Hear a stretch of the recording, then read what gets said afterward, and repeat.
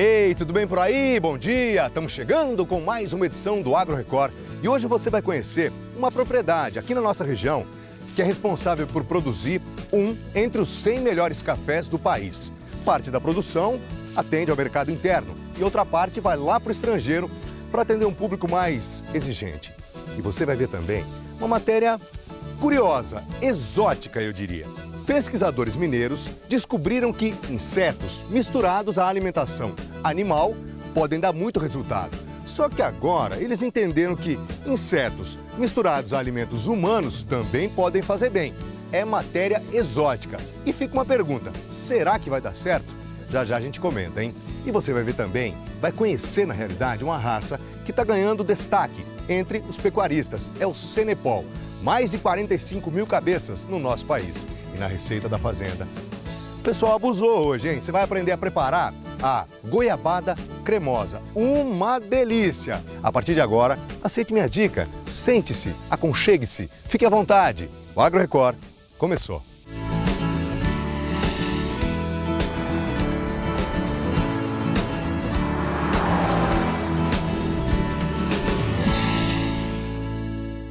Matéria de capa do Agro Record de hoje, hein? Você vai conhecer agora a história da Ana Cristina. Ela é bauruense, filha de uma família de cafeicultores. Ela está administrando uma fazenda aqui na nossa região e essa fazenda é responsável por produzir entre os 100 melhores cafés do país. Vamos entender por que resultados tão satisfatórios, vai? Um cafezinho passado na hora sempre vai bem. E olha, não é todo dia que a gente tem a oportunidade de provar um produto tão especial. Hoje nós vamos experimentar o resultado do longo processo de produção de um dos melhores cafés do Brasil. E acreditem, ele é bom mesmo. O aroma incomparável de café fresquinho toma conta de todo o ambiente. A Ana Cristina exibe com orgulho a placa comemorativa que recebeu durante a Semana Internacional do Café em Belo Horizonte.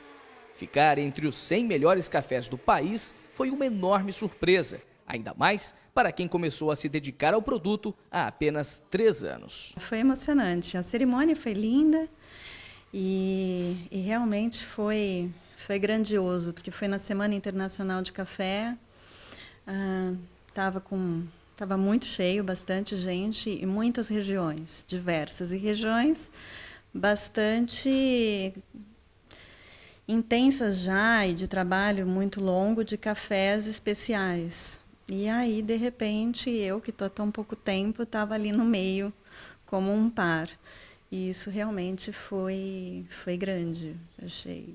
Acho que demorou um tempo para cair a ficha, se é que já caiu, né? E o reconhecimento veio em dose dupla. Além de ser um dos melhores do Brasil, o grão produzido na fazenda da família em Galha foi eleito o melhor da região de Marília e Garça.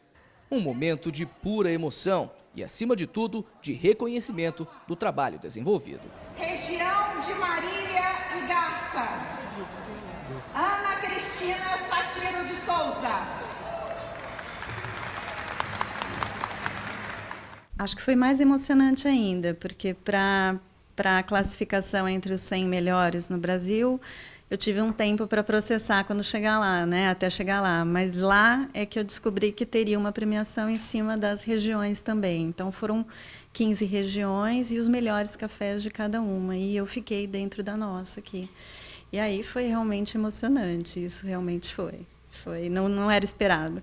Depois de provar o café premiado, demos uma volta pela propriedade, rodeada por paisagens incríveis. Não estamos na época de colheita, mas foi possível observar de perto o desenvolvimento dos grãos na lavoura. E deu para entender como, em apenas 3 anos, a visão dela mudou radicalmente o ritmo da produção. O investimento em tecnologia foi fundamental para atingir os resultados expressivos de qualidade do café produzido aqui.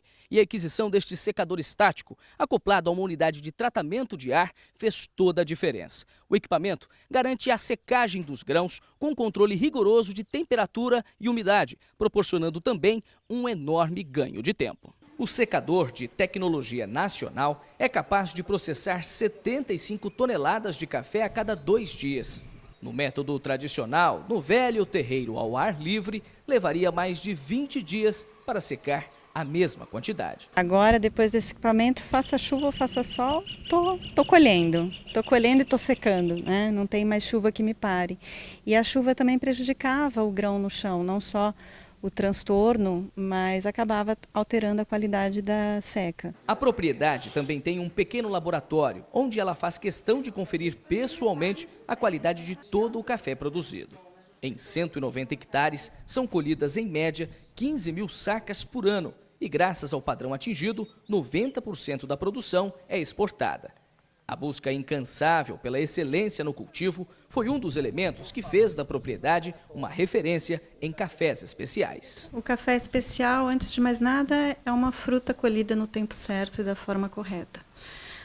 É como se fosse uma colheita de laranja, onde você colhe as laranjas mais maduras, mas não as passadas e não as verdes. Então você vai colher com a doçura apropriada e aí você vai tomar um suco de laranja sem precisar pôr açúcar, por exemplo, está no ponto. Com o café é a mesma coisa, é uma fruta. E aí, quando entramos na colheita, colhendo o máximo possível de frutos cereja, como é o nome do café maduro, que é o vermelho mesmo, diminuindo a quantidade de cafés que já passaram e diminuindo a quantidade de cafés que ainda não amadureceram. Então esse é o café especial. Outro lugar muito especial da fazenda é o viveiro de mudas. 500 mil estão sendo produzidas, de variedades pouco comuns na região, como a ouro verde e a topázio amarelo. É a aposta no futuro, seguida de perto pela filha Luísa, de 11 anos, e pelo seu Francisco, o pai orgulhoso do patrimônio que construiu ao longo de uma vida inteira dedicada ao café. Em 82, eu quebrei com o café. Hoje não. Hoje nós estamos fazendo irrigado, tranquilo.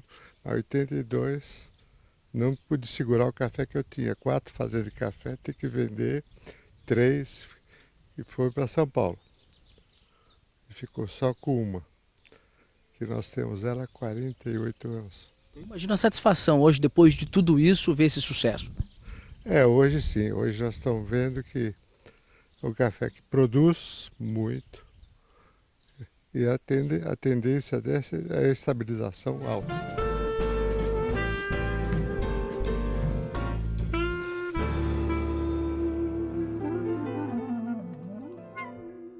Conforme anunciado no início, hora de matéria exótica aqui no Agro Record. Pesquisadores da Universidade Federal de Minas Gerais descobriram o seguinte, que insetos misturados a alimentos para serem dados aos animais funcionam muito porque eles são ricos em proteínas. Só que agora os mesmos pesquisadores estão querendo levar esse estudo para que ele possa ser aplicado à alimentação humana. Será? Vamos entender. Grilos, baratas, besouros e muitas larvas. Parece bem estranho, mas comer estes insetos já é uma realidade. Pelo menos para estes pesquisadores da Universidade Federal de Minas Gerais, a UFMG em Montes Claros. A pesquisa é inédita na região. Por enquanto, o novo alimento só está sendo usado como ração para os animais. A nossa pesquisa busca aumentar a disponibilidade de proteína para alimentação, seja de animais e seja de humanos, via o alimento do inseto diretamente ou alimentando-se dos animais que comeram o inseto. A pesquisa já dura 3 anos. Os insetos são criados na própria universidade. Aqui, os ovos dos besouros são coletados e colocados na bandeja, cheia de ração de trigo. Depois de 15 dias, eles viram larvas. São 2 espécies. As maiores são mais nutritivas. O processo de produção de baratas é basicamente o mesmo. Todas as espécies usadas na pesquisa são encontradas no mundo todo. Aqui a gente trabalha com algumas espécies de insetos comestíveis, tá? Então é o besouro, tenébrio comum, tenébrio gigante. São 2 espécies de barata, barata cinérea, barata madagascar, que não tem nada a ver com a nossa barata doméstica, aquela praga urbana, tá? Não tem nada a ver. O grilo, né? Então são todas espécies seguras para alimentação animal e humana. A substituição da alimentação dos animais desta fazenda já deu resultado. A proposta é que ele seja um alimento sustentável. Então uma das maneiras de a gente usar a chamada economia circular é usar os resíduos da produção animal como alimento de inseto e esse inseto volta para a ração dos animais. Portanto, a gente pode usar o esterco, né, de aves, de suínos, né, de várias outras espécies, para a produção de inseto e esse inseto volta como alimento para esses animais. O experimento com os insetos entrou agora para uma importante fase da pesquisa. Depois dos animais, o objetivo é preparar o produto para o consumo humano. Nos últimos 2 meses, a farinha tem servido como base alimentar para camundongos em um laboratório. Parte desses bichos estavam bem obesos, outros normais e os demais já em fase de desnutrição. E o resultado surpreendeu os pesquisadores. E a gente viu que os insetos modulam o metabolismo desses camundongos, né? O obeso mostrou uma tendência de diminuição de peso, o desnutrido uma tendência de aumento de peso. Então parece que os insetos têm uma capacidade de modulação de metabolismo. Além da farinha, outros alimentos com insetos devem ser desenvolvidos em breve. Isso abre perspectiva para a gente desenvolver inúmeros produtos, né, visando a alimentação animal, desde pães, bolos, podemos fazer barras de cereais, enfim, suplementos alimentares. Então, é um mercado que se abre muito grande. O produto ainda não tem previsão para estar disponível no mercado. Enquanto isso, os pesquisadores saem às ruas e apresentam uma novidade para os moradores de Montes Claros. É uma alimentação alternativa, eu apostaria na ideia. Teria coragem de comer um?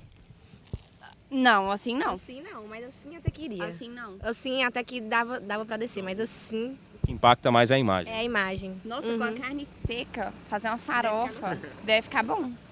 Verdade. Primeira parada do Agro Record, já tem as cotações dos produtos agropecuários. E você vai conhecer mais sobre uma raça que está ganhando destaque entre os pecuaristas. É o Senepol. Só para você ter uma ideia, o crescimento da raça no país nos últimos 6 anos já ultrapassou os 30%. Mas tudo isso é já, depois do intervalo, um instante só.